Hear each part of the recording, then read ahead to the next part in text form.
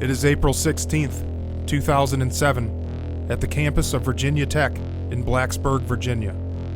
It's early Monday morning, around 9:45 a.m. Young adults flood into the classrooms to begin their education and build a better future for them and their families. What was coming next was something nobody could have expected. Sung Hui Cho enters Norris Hall and begins walking the halls, looking for victims. The young men and women are sitting in their classroom when all of a sudden they hear a noise that at the time they thought were fireworks. They were wrong. Bullets fly through the air in the classroom. Students began falling to the ground, screaming in agony and covered in blood. Panic and fear can be felt in the air.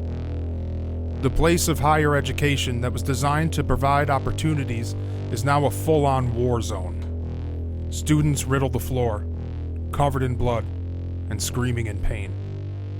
Who would do this to us? Footsteps can be heard, getting closer and closer to the door.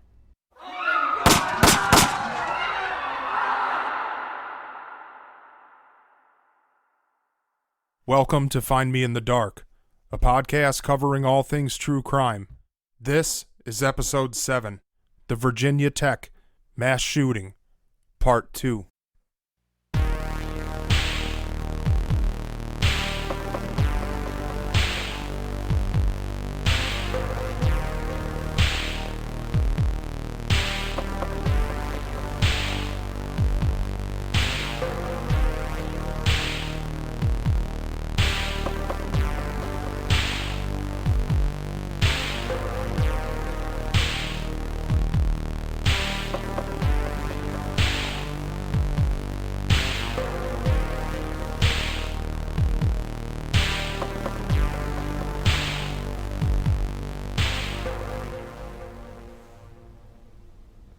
Hello and welcome back to Find Me in the Dark. I'm your host Eric Phillips along with my co-host Robert Prestige. Hey, what's going on, guys? So today we got part 2 of Virginia Tech, right? Yes, we do. Yeah, that last one was pretty cool. You know, just kind of digging into like the psychological aspect of this and just the history of his mental illness and Right. and the whole, you know, failing of the system. Of course, you know, Right. of course, because, you know, when we cover cases from like the 80s and 90s, it's this, you hear the same shit. You would think by 2007 something would change. Right. Nope. I agree. Nope. I mean, mental illness should definitely be in the forefront of Top priority. Yeah, for sure. Top priority because, you know, people talk about gun control, but, you know, which, you know, hot topic, you know, but nobody really mentions the mental illness aspect of that. But, you know, as long as you can just check a box and be like, I don't have mental illness, and then they're like, oh, here's a gun. Yeah.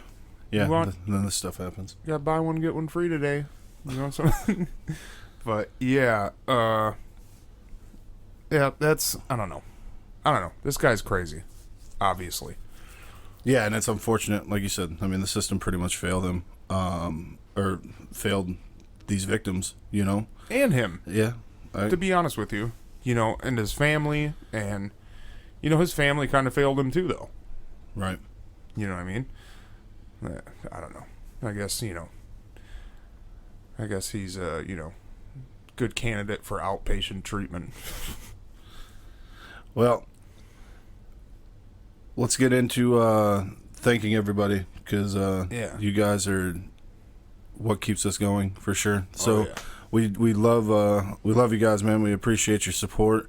I mean, we just every day we're getting more and more and more followers, and it's super, super exciting. I'm glad you guys are enjoying it just as much as we are. Because I mean, we love doing it. We love putting out these episodes for you guys. Yeah, I actually want to give like a shout out before we even give the shout outs to Laura Anderson and then Laura Michaels, because the Lauras That's it. are awesome. Absolutely. You know, they I mean, they probably communicate with us the most, and they are so in depth with the episodes, and then the knowledge of the cases and stuff. It's so cool to be able to talk back and forth with them and hear theories and just talk specifics about our episodes and the cases that we cover. It's just really cool. So I want to thank both you guys. We love you. And by the way, Laura, we put that artwork up on our wall. It's literally the only thing on the wall. Literally the only. It's literally. Thing. We'll take a picture and 4 we'll post it. white walls, and then you just like there's that picture. Yeah. But whatever, dude. It's awesome. It's the best.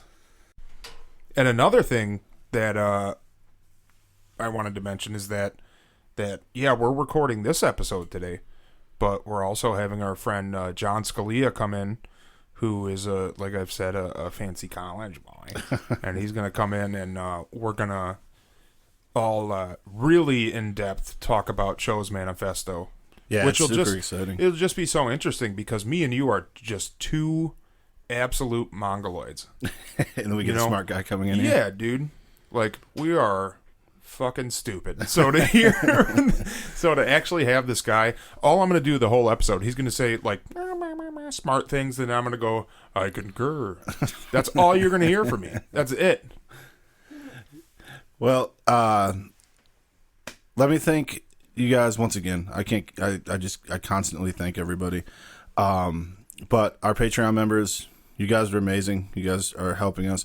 If you guys do want to support us, monetary wise, go on patreon.com/findmeinthedark and support us. You get some extra episodes and extra content. So yeah, like I said, thank you guys so much. Eric, you ready to get into this episode? Yeah, for sure. Hey, Lily, you want to say hi? Hi. Okay. Okay, sweetheart, go upstairs. All right, guys, let's get into it.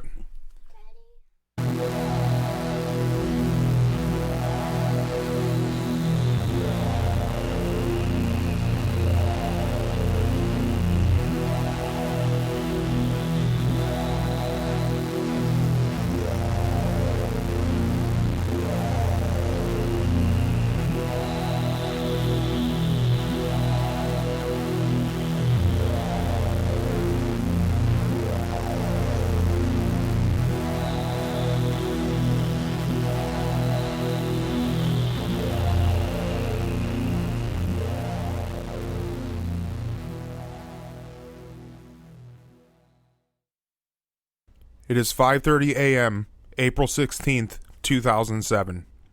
Cho awakens to his alarm clock in his suite located in Harper Hall on the campus of Virginia Tech. Cho goes about his normal morning routine, and at 7 a.m. he enters West Amber Johnston Hall, a 4-story co-ed dormitory that houses approximately 895 students, makes his way to the 4th floor, and begins searching room by room. While searching the 4th floor, Cho is confronted by Emily Jane Hilscher, age 19, and resident assistant Ryan Clark, age 22. Ryan asks Cho to please keep the noise down since it is so early in the morning. Cho responds by pulling out a handgun and killing both Emily and Chris. Cho has taken his first 2 victims. At 7:15 a.m., the first 911 call is made to campus police to report that there are at least 2 shooting victims at Johnston Hall. Within only minutes of the 911 call, Blacksburg police find the 2 gunshot victims. They clear Washington Street and establish a perimeter around the building. By 8 a.m., Johnston Hall was completely locked down. At this time, the president and vice president of the university are in a meeting discussing how to approach notifying the students of the homicides that had taken place on campus. At 9:26 a.m., campus police sent out an email to faculty and students to inform them of the shooting that had taken place earlier that morning. The email explained that the police were on the scene and an investigation is underway, and urged students on campus to be extremely cautious. Campus police uploaded a recorded message to the Virginia Tech emergency weather phone line reporting the shooting on campus. A news release was also posted on the university website with details of the situation that was unfolding at Johnston Hall. After further investigation, The police thought the shooting to be an isolated domestic incident and reported it as such. Since the police suspected the shooting to be a domestic incident, they obtained a search warrant for Emily Hilscher's boyfriend's house. While they were questioning the victim's boyfriend, a shooting at Norris Hall was reported. After the shooting at Johnston Hall, Cho was able to avoid capture, and while the investigation was underway, he shipped a package overnight to NBC News in New York, containing photographs, videos, and writings of his manifesto. Cho accidentally used the wrong zip code, so the package arrived Wednesday, a day later than expected. After shipping the package, Cho made his way to Norris Hall at approximately 9:40 a.m. to begin his massacre. Cho entered the building, chained the doors shut from the inside, and methodically made his way to classroom 206, where class was already underway. Cho instantly opens fire on the class, unleashing a type of violence that none had ever witnessed, or could even comprehend in such a short burst of death and carnage. When Cho left room 206, he had left 10 innocent victims ravaged on the floor, 13 students attended the class that morning, 9 dead, and 2 wounded, not including Professor G.V. Laganathan, who was Cho's first victim. After his horrifying ambush attack in room 206, Cho crosses the hall and immediately enters room 207, where Professor Christopher James Bishop was giving a lecture on elementary German. Cho bursts through the door of classroom 207 and shoots Bishop dead in front of the class. The students immediately hit the floor, where they take cover under their desks in an attempt to shield themselves from the crazed gunman. Cho opens fire on his fellow students, mowing down the front row of the class first. Cho continues firing until he is completely out of bullets. He stops to reload his weapon. The survivors from room 207 stated that Cho was extremely quick and efficient, as if he had been training for this exact moment. He suddenly stops firing and exits the room unexpectedly. The students rush to barricade the door in fear of Cho returning to finish them off. They could hear Cho continue to fire after leaving the classroom. They sat in fear, not knowing what was coming next. Cho tries to enter room 205, but luckily the students and professor had heard the initial gunshots and barricaded the door. A frustrated Cho fires through the door in an act of pure rage, killing the professor in the process. He realizes that entering room 205 would take too much time and effort, so he heads towards classroom 211 to continue his onslaught. Madame Jocelyn Couture Nowak urges the students to call 911 and report the gunshots to authorities. While the students are on the phone with emergency services, she attempts to block the door with a desk. She is unsuccessful.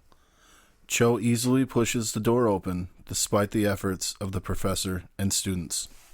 He walks through the class, stopping at each desk, firing on every person he comes across. One of the students in the class, Colin Goddard, was on the phone with the 911 operator, but dropped the phone after getting shot in the leg. Another student, Emily Haas, picks up the phone and attempts to speak with 911. Cho fires at her twice, grazing her head with both shots. She hits the floor, where she plays dead, with the call still connected and the phone lying under her head. During the entire altercation, Cho remains stoic, silent, like he was entirely void of human emotion. Cho had killed 11 students and the professor in the blink of an eye. Cho returns to classroom 207 and tried to force open the door. After failing to open the door, he opens fire, firing around 6 shots through the door, hitting at least 2 students. Kevin Stern was struck twice in the thigh, and Caitlin Carney was hit once through her hand. His attempts to get through the door had failed, so he moves through Norris Hall after killing the professor, 4 students, and wounding 7 others. Aaron Sheehan, a survivor of classroom 207, stated, "There was blood everywhere. People in the class were passed out. I don't know. Maybe from shock from the pain. I was one of only 4 that made it out of this classroom. The rest were dead or injured." Man, That is just crazy, dude. Like, I don't know, man. There was just so much chaos in such a little amount of time. It doesn't really give... I don't even think people knew what was happening. They couldn't have. There's no way. Dude walks in the door, and then all of a sudden you're just... Bah, bah, bah, bah, and it's like everybody... And then you just notice everybody hitting the ground, and you're like, what the fuck is going on? You know? And it... Shit, man. So, it's just survival. I mean, to what you can, but, you know... reading some things, they said that these classrooms were like, you know, like 25 feet by 25 feet, somewhere around there. Yeah. But there wasn't much furniture in there, so there wasn't much, you know, there wasn't many places to hide. Right. And, you know, just the fact that, like, you know, because he mowed down that first row or whatever. Did you imagine being in the back of the class? Right. Seeing that? That's insane. But one thing I want to say is that these teachers are some heroes, man, some brave people. I mean, I mean, they in most of these cases, or most of the rooms that he makes his way into, the teachers are the first ones that are being shot. Yeah. And, you know, and we'll get into it later where, you know, there's a couple other instances with these teachers, but I mean, they're doing what they're supposed to do, you know? Yeah. Protect these kids. I mean, you know, barricading the door, knowing that guy can shoot through the door at any point in time, you know, just doing what they can and recognizing the situation, you know, regardless of how things are going, to the point where you don't even know what's going on, but you start reacting in a way like it's just, I don't know, you know, natural, like a natural response. Right. Almost like, I don't know. But Cho, man, like how unemotional he is. And that pretty much every eyewitness is saying the same thing. That he's just not saying a word, just going. Like it's a job or something. Right. Like, you know, and he's shooting so many shots in such a short period of time, and just the fact that you can walk up and down the classroom and just shoot people and feel nothing. And we, you know, it's only 2 handguns too. So how many times did this guy have to reload? Oh man, I don't even know, dude. And I don't know, man. Like, it just seems so weird that you can take a life and feel nothing, And I think he thought, like, in his head, he was doing the right thing, and that's such a weird thought to have. Yeah. I don't. Yeah. We're definitely going to talk about that later. Yeah, but I can't imagine what those students were feeling at that point, you know? Like... survival. Yeah, and just, you know, fear and just pain, you know, and, you know... all things that no one should ever have to go through. No, never. Especially in a place like that, where it's a school, man. Like, you know, and I don't know, man. Like, just having to watch your fellow friends and students getting shot and not being able to do anything. Nothing. You can't do anything. What are you going to do? Help him? The second you leave under your desk, he's going to kill you. I don't know. And then the police, I think just a huge mistake is assuming that those first 2 murders were a domestic violence incident. It's just... and you can tell the difference between today and 2007, which it doesn't seem that long ago, but the fact that 2 people got murdered on campus and they didn't shut anything down. Right. Like, dude, you don't have the killer. You don't know who did it. And you're and you know, if there's gun violence on any campus today, everything's shut down. Completely. The entire thing. I mean, even at our work, I mean, we have every month we go through active shooter training and stuff. You know, I mean, it's just unfortunately in our society today that this is the world that we live in, that we have to be trained to prepare for something like this to happen. Yeah.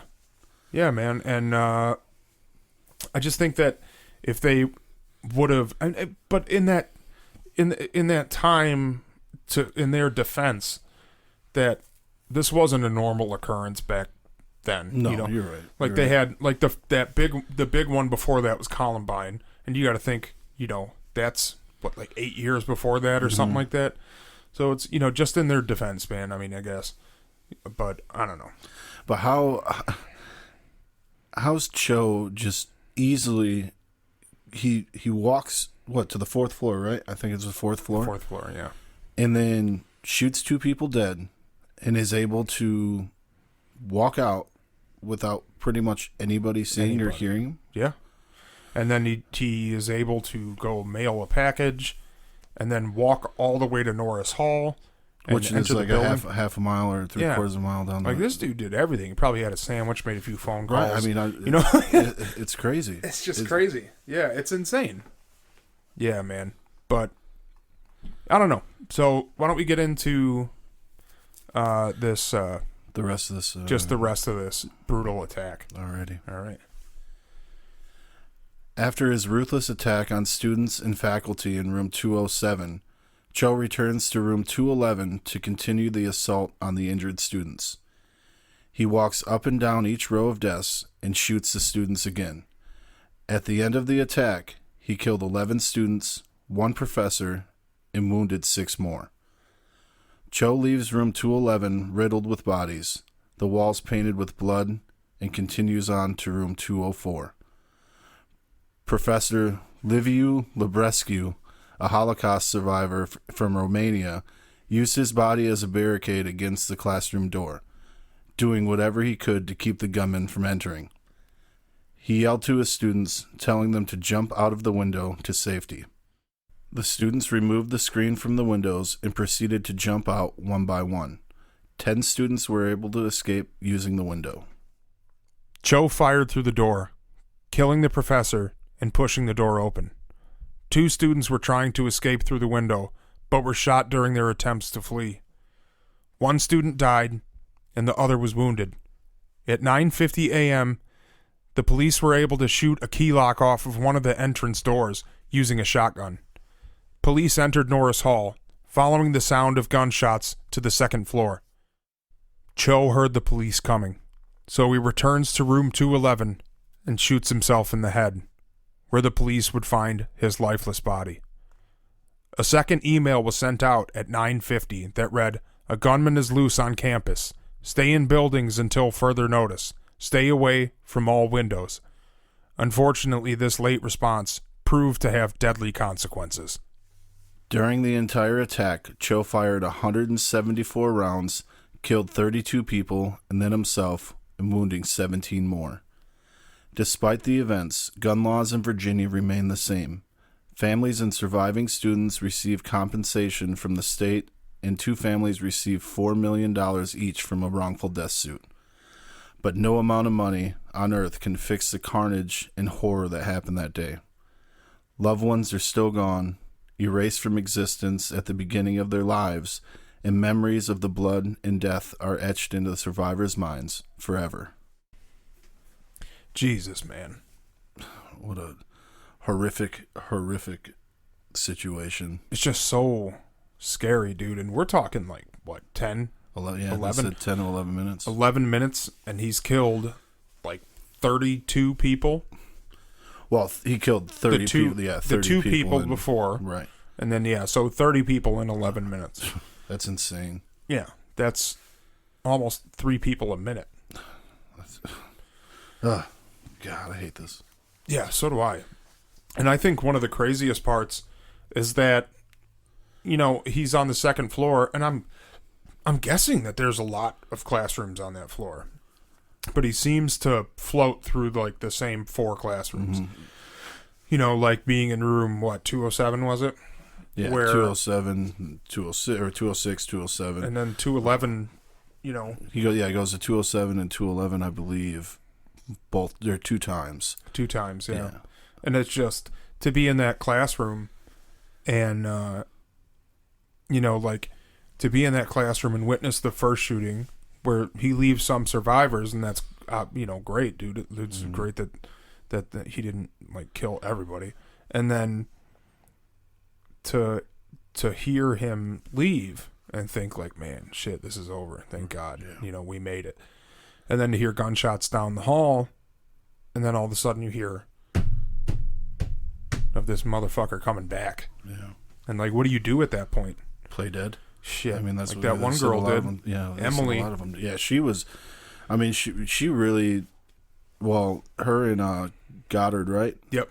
I mean, those two. Them calling 911. I mean, they said there was over 400 rounds that they found, live rounds that they found after he killed himself. Yeah. I mean, he was ready to kill a lot more people. He was ready to kill everybody. Yeah. That's what he was trying to do, was kill everybody for some fucking reason. We'll get into that on this bonus episode of talking about the manifesto in depth. But yeah, like I said, just coming back to the classrooms and just going back. And I'm guessing he was shooting dead bodies, too, just to make sure they were dead. It had to have been. Oh, my God, man. Well, but they said that there was 28 headshots. Yeah. 28. Out of 30. It's like, what is this, a fucking video game, dude? Like, that's insanity, I mean, he was so methodical, man. Yeah. Everything was just crazy. It's like he was legit training for this. Like, he was ready, you know? That's nuts, man. Like, and then how brave the Holocaust survivor Professor Labrescu was. I mean, dude, I think he knew 100% that he was going to die. Yeah.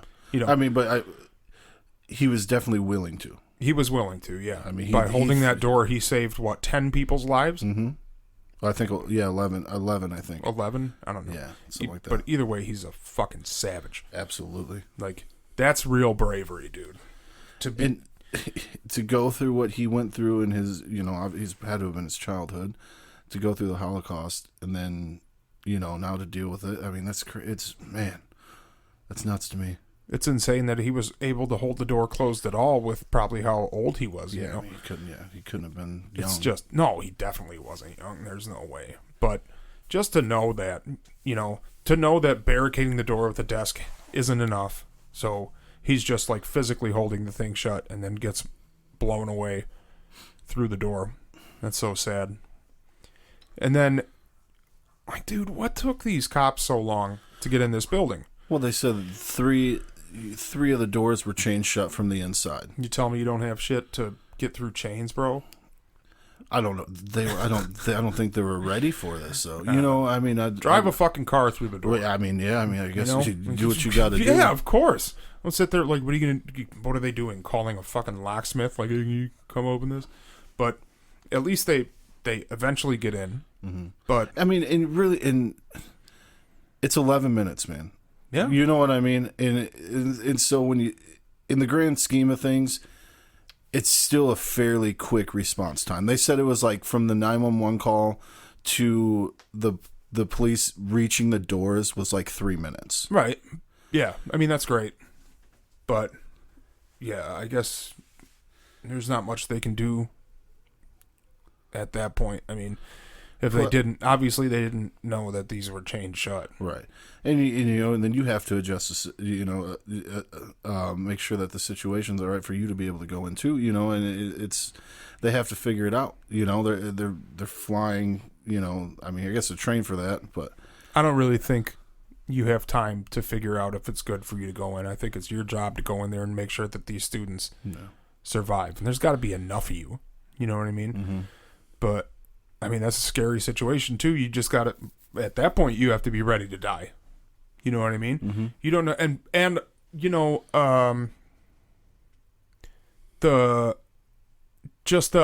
if you hear that many shots, what's your first thought? That there's multiple people in that. Yeah, for sure. And you know what I mean? Even, right when this was over, they were still looking for other shooters. Right. Yeah, they arrested someone that fit the description. Yeah, some photographer that was, they arrested him like real shortly after this whole incident. Yeah, I mean, that's insane, man. Like, and I get it. You hear that many shots and you're just like, there's got to be multiple people in that building, dude. There's no way. I mean, I would have thought. I would have thought that too. Yeah. Definitely. So another aspect of going into that building is that you're thinking that there's multiple men in there that are trying to kill you. Mm-hmm. You don't know that you're only trying to find one guy. But I think the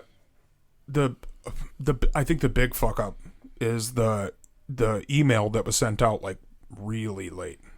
Like, just like I had said before, I think they should have been shut down after the first 2 murders. Right. I agree with you there. And then to send out the email at like the end of everything that's going on saying there's a gunman, it's like, dude, everybody's dead already.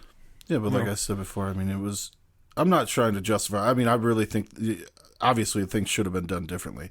But it was 11 minutes, man. I mean, that's hard to be able to come up with a plan and to let everybody know. I mean, by the time you write that email, what's that, 3-4 minutes? You know what I mean? Half those students have already been killed. That's why you shut down after the first 2 murders. I agree with that. I agree. And try to avoid that. And then just what these students went through, and the people, that survived. I mean, they got to think of this every day. There's no way they can't. There's no way. And I bet you whenever they're, sitting in a waiting room or an office or anything like that, they're watching that door. Mm-hmm. They got PTSD for sure. There's no question in my mind that they do. I mean, because basically you're in a war zone at that point. That's exactly what that was. A real war zone. Mm-hmm. And I almost... It's just... I don't know, man. It just seems that they're such victims. It's because, I mean, it's not like that. It's not that one day. You weren't just a victim on that one day. There's 2 lives you have now. You have who you were before that happened and who you are now after. And just to have to deal with that every day, I don't know, man. It's just a very sad situation, and yeah, I don't know, man. Our thoughts go out to these families and to, everybody that was involved in this situation. First responders, everybody. I mean, everybody. Everybody, man. The professors, just everybody. And yeah, I wish we didn't have to talk about these, man. And it's such a common occurrence now, unfortunately, and like we already brought up that, most businesses are prepared for these situations now. Yeah, they are now. But I just think still that every time this happens, it's, they claim that these people are mentally ill. Then why are they legally getting guns? Right. Because every time they say that. He checked. No, I'm fine. I can have and this. And then not to mention the like Sandy Hook, Parkland, Pulse nightclub, Las Vegas, like all this stuff, man. It's just insane, man. I don't understand. I mean, because you rarely hear about other countries having this issue, like you do hear a few, but not on the level that it's happening here. Right. And I don't know what to do about it. I don't have the answers. Because I'm not anti-gun by any means. I mean, I agree that law-abiding citizens should be able to defend their home and defend themselves and defend their family. Mm-hmm. I believe that. Mm-hmm. But what can we do to stop mentally ill people from getting guns? I don't know. I don't know if there'll ever be an answer for that. I have no idea. Hopefully. Yeah. Well, that's part 2. Yeah, that's the whole thing, man. That's the whole shebang. So we, like I said, we're gonna have a bonus episode, which is gonna be released probably right around. I think I'm gonna release it the same time that we release this episode. Either that or the day after. Yeah, it doesn't really matter if we do it at the same time. All we're trying to do is give some bonus content. You know what I mean? And yeah. If there's anybody out there that hasn't joined the group on Facebook, go out there and join it because we have a lot of fun in there. It's Find Me in the Dark podcast group. Yeah, so, we talk about everything and anything, really. It's definitely everything. A good time. All true crime, anything, man. Mm-hmm. Or even if you have anything you want to promote in there, your music, whatever. I don't care. Just post it in there. There's no rules, Well, and just respect everybody. Just respect everybody, right? And do us a favor if you could and go on wherever you listen to the podcast, give us a good rating. And if there's a comment option, leave a positive comment. Yeah, man, we definitely want to hear you guys for sure. And it seems little, but it helps us in the long run. It helps a lot. You know, to get this out to more people. I mean, that's really, we want our voice to be heard, you know, and we just enjoy doing this, you know. Yeah. Oh, Rob. Yes. Let's here, listen. Oh. No smoke alarm. Yeah. Outstanding. Sorry about that, guys. No smoke alarm. Like I said, if you want to, I got a new game where you listen to part 1 of episode 6, and every time you hear it beep, you take a shot. Rest in peace. That's an hour of you're taking a shot every like 2 minutes, man. Yeah. But yes, everybody, we want to thank you. We love you. And our next episode is going to be the Our Lady of the Angels arson case in Chicago, where a school was lit on fire. And we'll tell you the whole story, but a lot of people died in that fire. And it's a scary, scary, scary case. And I don't think a lot of people know about it, man. I never hear really anybody talking about it. I don't think I've ever heard anybody cover it. Mm-hmm. So it'll be an interesting thing to cover. Yeah, I heard about it the first time when you told me a couple weeks ago that we were thinking about covering it. Yeah, I just think it's an interesting story that nobody had covered at that point. But and we're also going to work on a micro episode. We have so many cases that we want to cover that it's hard to pick one, dude. Mm-hmm. It definitely we just got to pick one. But we'll go over it after probably today. We'll go over it and see what we want to cover. So that'll be out. Sign up for Patreon so you can get those episodes. And I think that's it, Rob. Yeah, that's it. Eric, as always, dude, amazing. I know, amazing I did job. Great. Yes. Thank you. All right, good job, Rob. All right, everybody, Find Me in the Dark, out. Peace. Us here at Find Me in the Dark are members of the true crime community, but more importantly, we are members of the Midwest hardcore community. When one of us falls, we all fall, but we must come together and attempt to pick up the pieces. Our community lost a legend and an incredible, influential musician. Rest in peace, Chris Fulmer.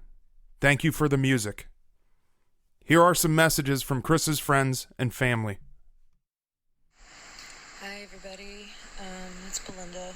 I just wanted to send a huge shout out to everybody.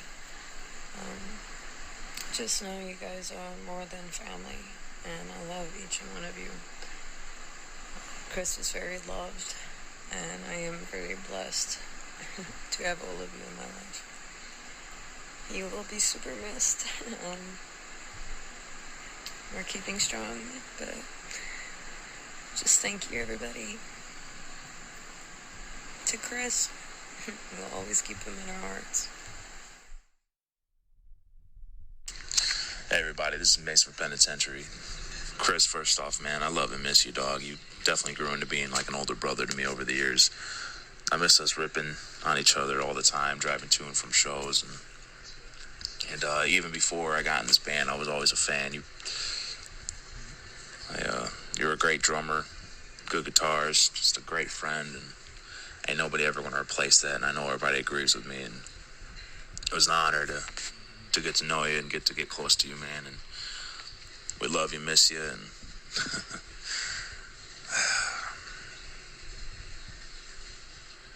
I'll see you again someday, man.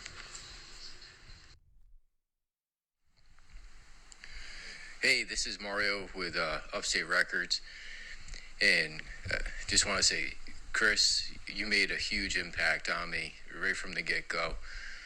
The time we met up in Albany, we hung out at the show, and we just sat there, bullshitted the whole night. It felt like I knew you forever, and just to exemplify, the stand-up character you were, man. You, when this whole COVID thing went down, you're one of the first people to reach out to me and here in New York and checking up and seeing if everything was okay. That meant a lot to me, man. Just out of the blue here, seeing your text message come through, that meant a lot. I know you around. Your music's gonna live on forever. Rest in peace, brother. I'll miss you, man.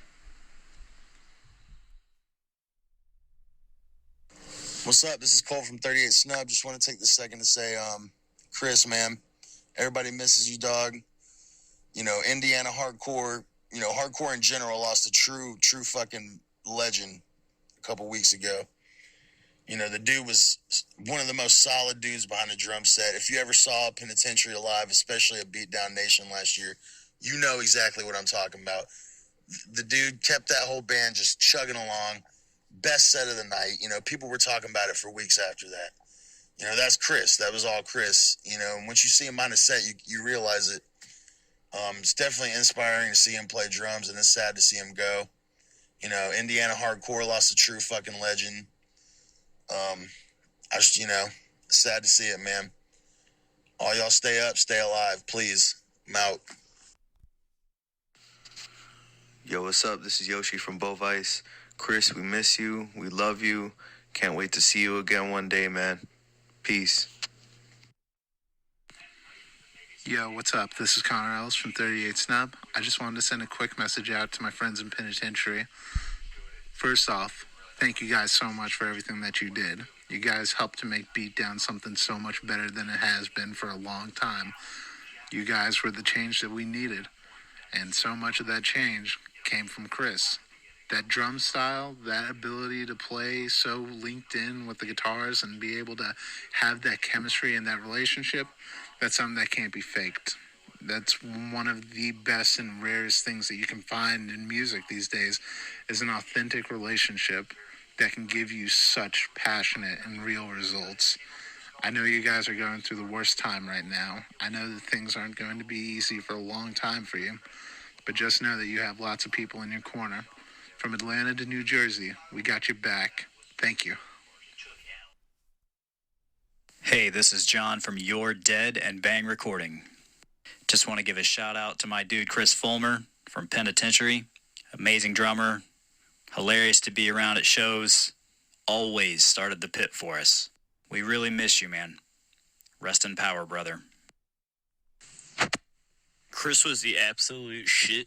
He always supported me in my whatever band I was in, and I cannot stress enough how thankful I am that he invited me to come play with Penitentiary in Indianapolis. It's like the first time I ever played out of town shows, and that was awesome. So, hell yeah. I fucking love you, Chris. I miss you, dude. I love you, Chris. Gonna miss you. Your boy, Fat Dan.